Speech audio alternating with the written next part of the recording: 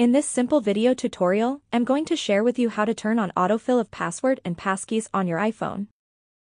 This enhances security and convenience by securely storing and auto-entering login information. This feature reduces the risk of password exposure, as users don't have to manually type credentials, minimizing errors and the chance of someone observing their entry. To do this, simply head to your phone settings. You will want to select on General. Navigate onto this option of autofill and passwords. Make sure to turn on this option.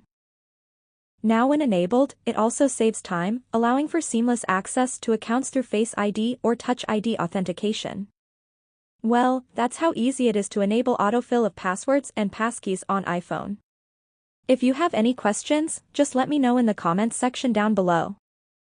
Please don't forget to leave a like, share and subscribe for more video tutorials like this one.